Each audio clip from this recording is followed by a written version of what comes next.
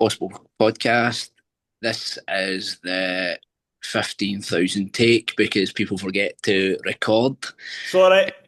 Tonight we have the most capped men's Scottish player, Johnny Patterson, with us. He's captained the Scotland CP and brain injury squad. He's a three-time Paralympian for Great Britain at London, Beijing and Rio, and he's someone that me and Blair both got to know very well through our own journeys. And aye, he's here again for the fourth time, and we'll hopefully get this one out. So, Johnny, how are you doing? I'm doing all right, mate. It just shows you how I've obviously not got a lot on at the moment. The fact that I get all this spare time to come and speak to you. Sorry, Guy. Sorry. You're filling it wisely. It's all right. Thanks for having me on anyway. No, I'm looking forward to sharing my journey with you and obviously then passing on like what I can do to help obviously others. That's obviously the main thing. Aye, it is. So, Jai, what is your disability and what was your childhood like? I've got right-sided cerebral palsy. Basically, when my mum was giving birth to me, I was starved the oxygen with the umbilical cord. I think it was only maybe 10, 15 seconds before I was born. But if it was any longer than that, I wouldn't have been able to walk or talk. It took my mum about 9 months worth of kind of intense scrutiny with the doctors to kind of diagnose me with it. I had a hole in my heart at the time as well, so a lot of things were happening at very early stages. As I said, the doctors were obviously talking rubbish because I've never shut up since I could speak. And obviously I played football, but it's all down to my mum and dad's hard work. They got me into York Hill Hospital from an early age, and I got all the right rehab and operations at an early stage that made me into the man I am today. Childhood was with my family and friends, close friends, it was okay, but going into school and that, very, very difficult at the time. Just never accepted. Always felt like I was different, not in a good way. Treated differently because I was different as well. So advised not to take part in football at school, not to go and do my college degree. Things like that were very difficult, but that's kind of made me the character I am and always wanting to prove people wrong. Good, good. When did you first get into football? I couldn't really walk properly until I was about 4 or 5, but my mum and dad always told me that as soon as I could stand on my 2 feet, I used the ball straight away. I started off using it with my hands, trying to be like a goalkeeper, but soon realised when I could start kicking a ball, I just loved it. Probably about 8 or 9, I was probably getting involved with a boys' club team, and luckily it was my dad and my best friend's dad who was the manager. So it was gave me a kind of confidence that they accepted who I was and gave me the time and the patience to kind of let me kick on.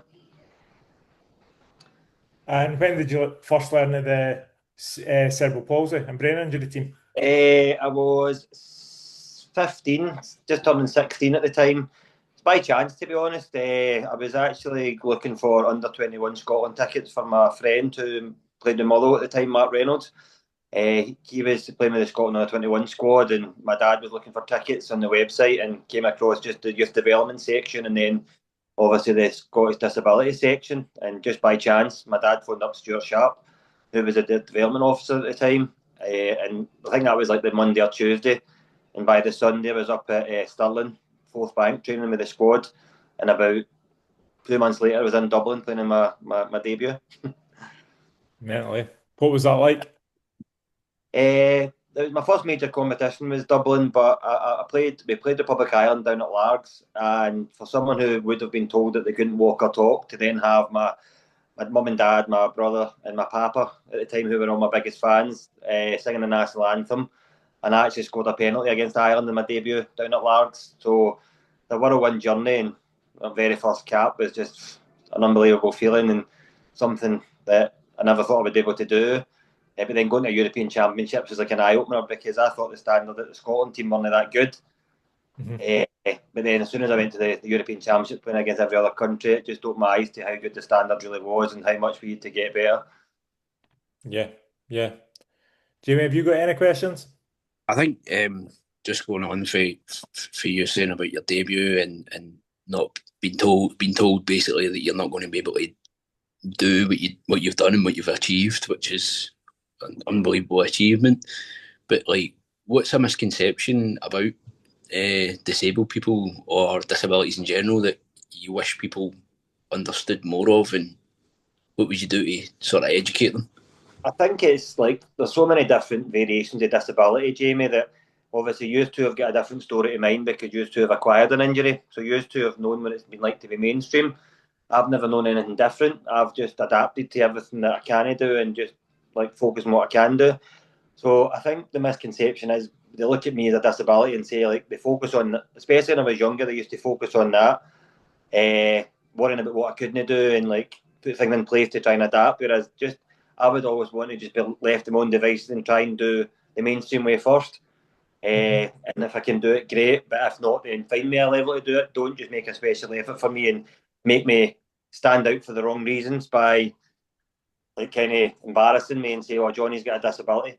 I'll never forget away from football, but I was at a gym class, like a body pump class years and years ago, and I told the girl at the start, I said, "Listen, my technique isn't great because of my disability, but I'll try my best." And during the class, she caned me so many times, like, "Get your technique ready," and like it was so fast paced, and like I was number one target by her. Do you know what I mean? Whereas I should just have never said anything. Maybe then she wouldn't have. She might have picked me out. But the fact that I said to her initially, and then she still caned me out, even though I told her like it's not that I don't want to have a good technique. It's just that's the way my disability is. So I think it's just having that understanding everybody's different with a disability and don't treat them any different. Just let them go on with their own life. You know your body. You're like the best way to get your like, your body the best. Like, and I just what you're saying about the girl singling you out. I remember going for a goalie session years ago, but like my left side is my weaker side, like because of where I was paralysed and how I was diving wasn't the normal way to my left hand side. And the goalie coach absolutely caned me for like no diving properly, and then see where I caught him at the end. I didn't want to say it to him. I caught him at the end. I was like, "Look, mate, I've got a disability," and he's like, "Oh, I'm so sorry," but like, it's just because we look okay and we can drive and we can do everything. Like, well, see, even me, mate, I remember going for classification with the disability team, and I've just practiced over the years to use my right foot. It's not the fact I'm better with my right foot, but I've learned that if I hit with my stronger foot, where's my balance? It's on my right side. So if I use my right foot and my balance on my stronger side, I might get a more accurate shot and be more stable. Yeah. And people always say, "Well, Johnny should be classified differently. Johnny should be a higher classification because he's using his weaker foot." Why would you penalise somebody for wanting to improve? And I think that with disability my whole life, like even with like the benefit system with disability, why would you want to not work, not get better, not go to the gym, get stronger, faster? Would you rather just sit in the house and just like mope away because you've got a disability? That's another misconception. Like, you get penalised for it, I think, nowadays, whereas like you're only trying to be the best you possibly can be with what you've got. Yeah, that's 100% true. Like when I was growing up after I had my stroke, my dad, my mum and my dad were on at me to use my right hand side. So I can use my right hand side, but 90% what I could do. And you're right, you do get people looking at you funny or just asking you questions. Well, not even asking you questions, it's asking each other, what's wrong with him? What's wrong with him? Instead of just coming out and saying, by the way, what's wrong with you? I know that's all you want. See that, but he's like, don't be rude about it. Just like if you're curious, ask the question, then you won't get slack. Whereas the unknown is what people don't like. Do you know what I mean? When I tell people I can't like play a PlayStation, I can't like tie my shoelaces, or do a tie, or do my buttons in my shirt, but I can drive a car. Like, how can that happen? Well, if you ask me, I'll tell you. Do you know what I mean? Because you need two hands for a lot of these things, where you only need one hand to drive an automatic car. So it's just that kind of thing. It's just a wee bit. Just if you're curious, ask, and if you don't know, then go and find out before you become an assumption. Yeah, yeah. I was talking to somebody the day about a podcast we done earlier on, and she was like, some of us didn't want to ask because we don't know the right questions to ask. So I think what we're trying to do is like tell people it's okay to ask your questions. I know. I think this day and age where as well, nobody wants to speak to each other nowadays. It's all done message or like even podcasts, these are great. But if you were in the street, I probably won't pass you and no ask you. But as I remember, Stuart Sharp would actually go to shopping centres and just like walk past somebody with a limp and just ask them, "Have you got cerebral palsy?" Trying to target players. You might get 90% people or 99% of people saying, "Go away, you! I don't want to hear this." But you might get that one person who says, "Wait a minute, I might have some here," and then that's how you get a player. Aye. It's not good. It's like people might take it as offensive, but at the end of the day, it's just opening up the stigma around about disability. Do you know what I mean? There's more people got disability nowadays than ever, and with the education that's out there, why not try and do it? Do you know what I mean? Yeah, 100%. 100% agree. Going back to football, who was your hardest game against, and who is the best midfielder that you've came up against? Yeah, I think that you spoke about it last week. I remember Jamie and yourself talking about it, like must have been about a month ago now with the men. But Russia, Ukraine were always the two best teams when I played. Just professional footballers, like a lot of them would probably walk into any team, like junior here, lower levels here, just their movement off the ball. Like it didn't look like they came out of second gear, and we never got a sniff near them. By the time, like I was always fit enough to play against them, but by the time I got the ball, I was that knackered for running to get like to try and catch them. Like I wasn't good enough on the ball, and I never ever felt like I could lay a glove on them. But for me, like I was just happy with Scotland at the time, how much we could compete with the teams round about us, like England, Argentina, USA, Ireland, Holland. We were all so close with them, and that was your challenge. So playing against Russia and Ukraine, you knew you were never going to win. But the teams below that, we were always challenging with. So I was happy with that. But for me, toughest midfielder, training with the Great Britain team. I played with Jack Rutter, Sean Hydale, Ollie Nugent, all people who were a higher class than me. But I loved it, like just getting better every time I was training with them. Like these guys had played with Liverpool, Birmingham, trials with professional teams before their injury. And that's what I felt difficult with the sport, because I felt like it was getting better quality players in, and it was getting harder. And I might not have been playing, but it made me a better player, and the teams were eventually getting better because of that. And I knew I was never going to play, but I learned so much, and I became a better player from training with these guys. Yeah. When I played with Great Britain, I can remember like just even training up against Michael Barker. Mm-hmm. Michael Barker was a great player, and he used to just hold the ball up so well, and he wouldn't let you pass him. He was a real difficult player to play against. So I get what you're saying. The training, like I always, when you hear in the professional game and they say like something, or even I can remember when Man United or Man City were saying that their training games are harder than their actual game because they're playing against top quality players all the time. I feel that all the time. Aye. Like whatever team you were in, you were learning so much. And as I said, I was probably disappointed when I didn't play any minutes out in Rio. But to be fair, I knew that before I went away, like these two guys are the same class and they're not any better than each other. They're both quality. So the only way I'm going to get a game here is if they're injured or they get sent off. But again, like I finished the highest ever finish in Rio, and I was still part of the squad, which was the main thing in a team sport. Good. And that was your third Paralympian. Aye, I went for. You can tell the trend here. I went for captain in Beijing in 2008 to vice captain, playing hardly any games, and then playing no games and no captain or vice captain. So the standard obviously got a lot better, and I obviously got a lot worse. It sounds like they just phased. That's called a phase out there, Jay, is it not?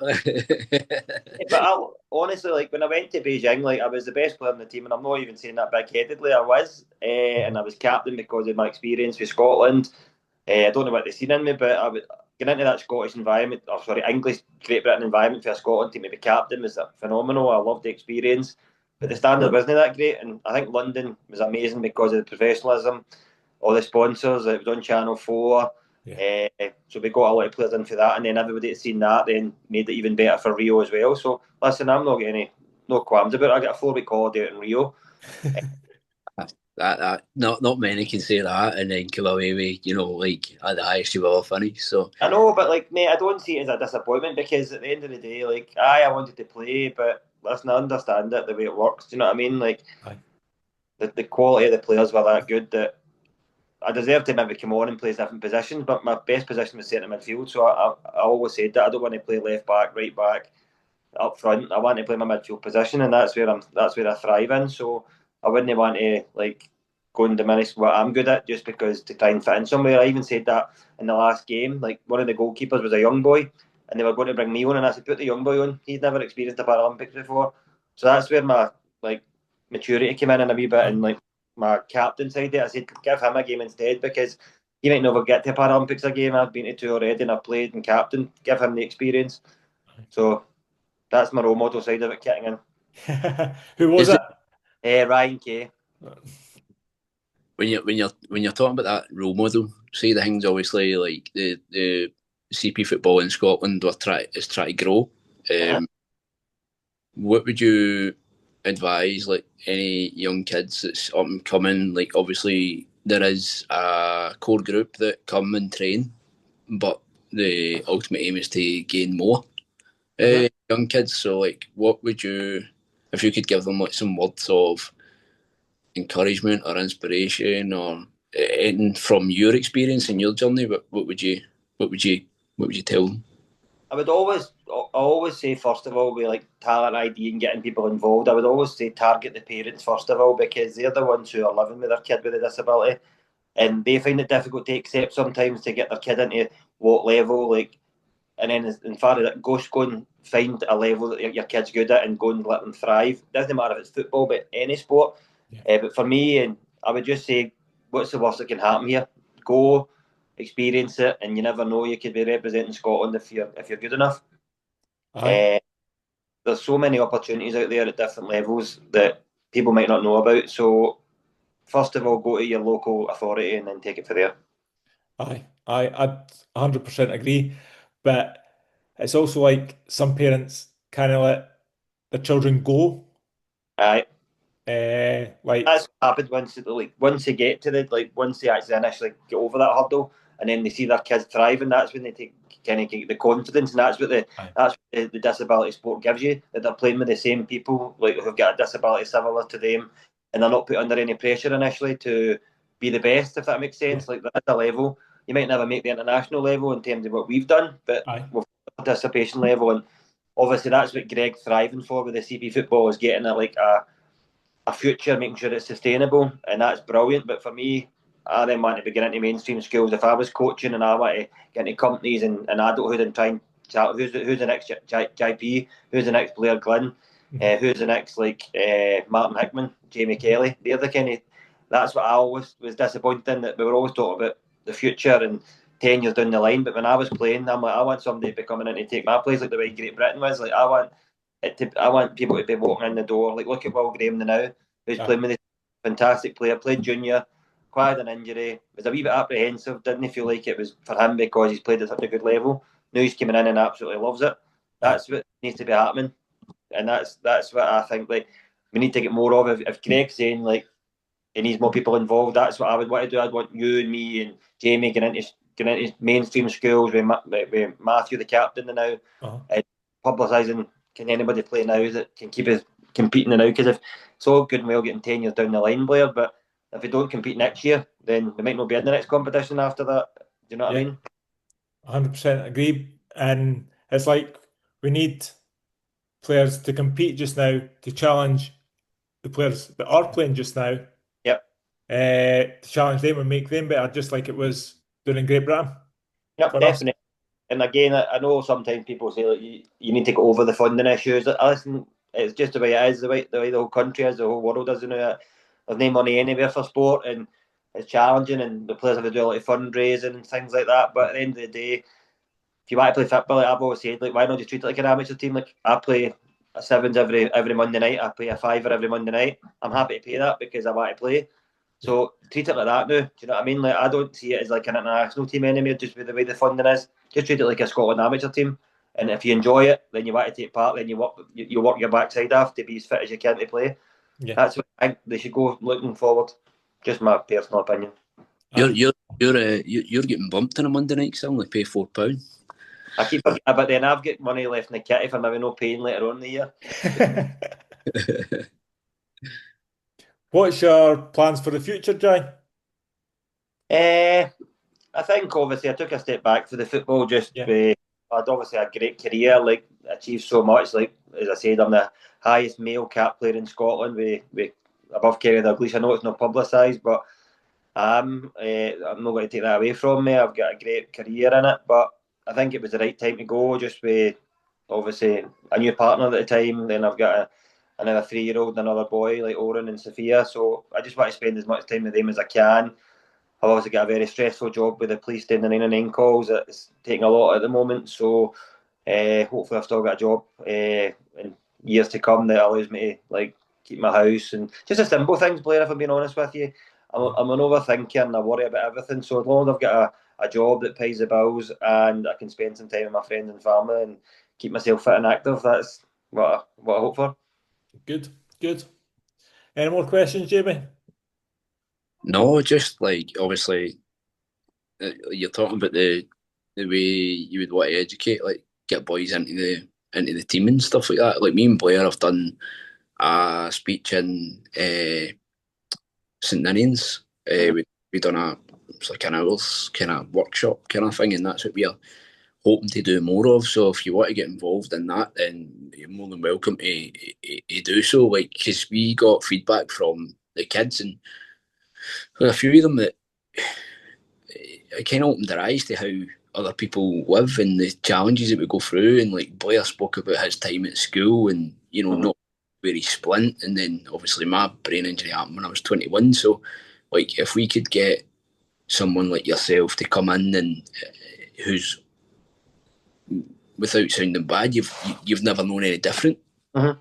That's why everybody's story is brilliant, Jamie, because I listened to your one and like honestly I've known you for years, mate, but until you went into full detail, can't believe you're still living, let alone try to play football and run a marathon, and like you're the most dedicated guy ever in terms of always holding down a job, and you've got family and kids as well. So same with Blair, like what he's overcame, and I think it's more difficult having to acquire an injury because you've had that mainstream environment, and like everybody's story tells a different journey, but we've all played for Scotland. We've all managed to overcome our obstacles, and we're all still thriving. And that's what we want. We want everybody with a disability to know that there's opportunities out there, and it's not about the disability; it's about the ability. Aye. So anything I can do to help, then definitely. I won't charge you too much, I promise. No bother, Jack. We'll get a finder's fee in that. When you find a player, then we'll give you something. So this is recorded now because I'm not doing it a third time. Aye, I'll get you a pint next time. Blair had a bit of